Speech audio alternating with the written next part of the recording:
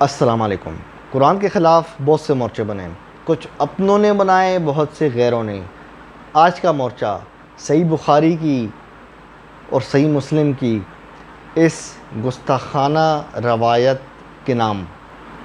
دوستو، صحیحین جس کے بارے میں جو منکرین قرآن ہیں، جو روایت پرست ہیں، ان کا عقیدہ ہے کہ صحیحین یعنی صحیح بخاری اور صحیح مسلم، ان دونوں کتابوں میں جتنی بھی روایات ہیں وہ سب صحیح ہیں۔ وقت ضائع کیے بغیر آپ کی خدمت میں یہ دو روایات پیش کرنے جا رہا ہوں۔ آپ کی اسکرین پہ چل رہی ہیں روایت۔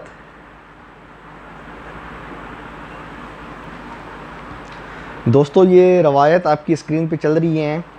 اس کے مطابق زینب اور ام حرام رضی اللہ عنہما یہ نبی علیہ السلام کا سر مبارک ٹٹول رہی تھیں، یعنی سر دیکھ رہی تھیں اور اس میں سے جوئیں تلاش کر رہی تھیں۔ اندازہ کریں، صحیحین کی روایت ہمیں یہ بتا رہی ہے کہ نعوذ باللہ ثم نعوذ باللہ کہ نبی کے سر میں جوئیں، نبی کے سر میں جوئیں۔ اگر نبی کے سر میں گندگی ہے، نبی کے سر میں جوئیں ہیں، جس طرح کی آپ کی روایات بتا رہی ہیں، تو پھر رہ کیا، پھر پیچھے کون رہ گیا ہے؟ جوئیں کس کے سر میں ہوتی ہیں؟ میرا آپ سے سوال ہے۔ ابھی گرمی ہے، مئی جون کا موسم ہے، لگ بھگ ایوریج انسان ہر روز نہاتا ہے یا ایک دن چھوڑ دیں۔ سردیوں میں خصوصاً جو پہاڑی علاقے ہیں وہاں پہ ایوریج لوگ 4 سے 5 دن بعد نہاتے ہیں، جہاں پہ مائنس سے بھی نیچے چلا جاتا ہے موسم۔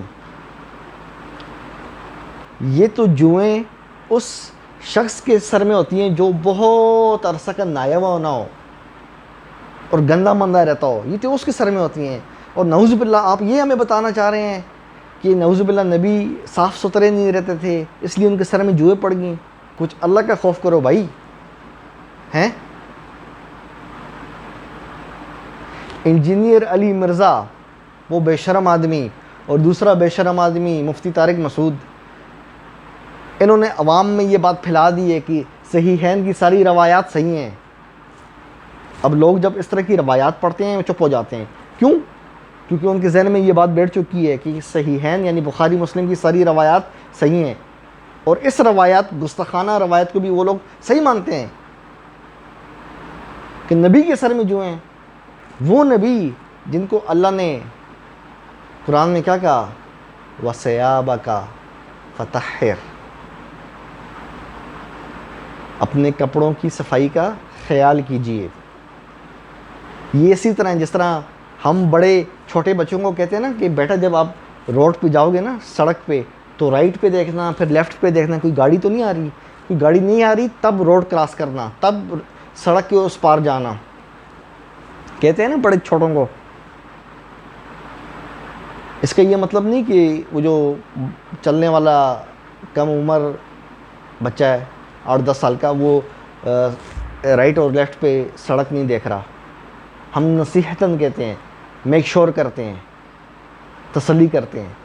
اسی طرح اللہ پاک نے نبی علیہ السلام کو یہ حکم دیا، اور اللہ نے یہ کپڑوں کی صفائی کا نبی علیہ السلام کو جو حکم دیا نا، وہ اسی وجہ سے تھا کہ اس کا خاص اہتمام کیا جائے، خاص خیال رکھا جائے اور زیادہ۔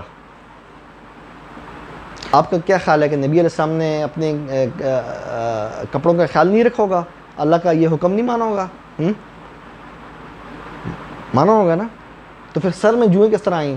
آپ کی روایات کے مطابق یہ گندگی آپ مانتے ہو، آپ، اور آپ ہم پہ انگلی اٹھاتے ہو کہ آپ لوگ صرف قرآن کو فالو کرتے ہیں۔ کرو نا فالو، کرو اپنی اس روایات کو فالو کرو۔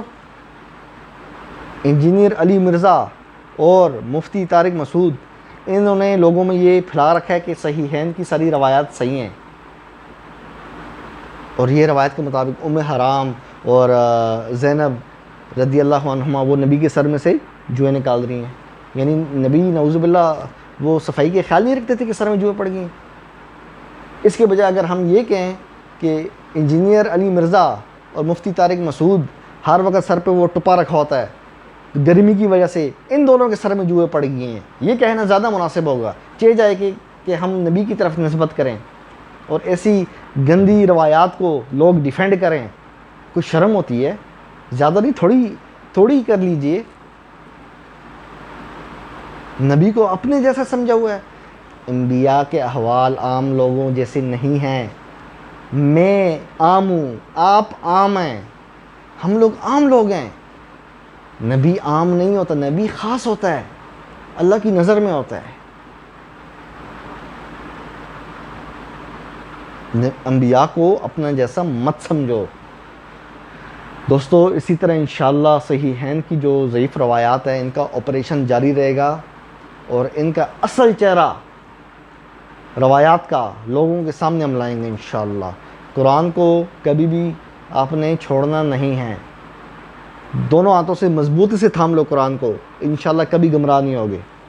دوستو چینل کو لائک کرو، سبسکرائب کرو، جن دوستوں کو چینل کا نہیں پتہ ان دوستوں کو بھی چینل کا بتاؤ۔ اپنے بھائی ابو جعفر تنولی کو اجازت دو، پھر ملتے ہیں انشاءاللہ۔ قرآن زندہ باد۔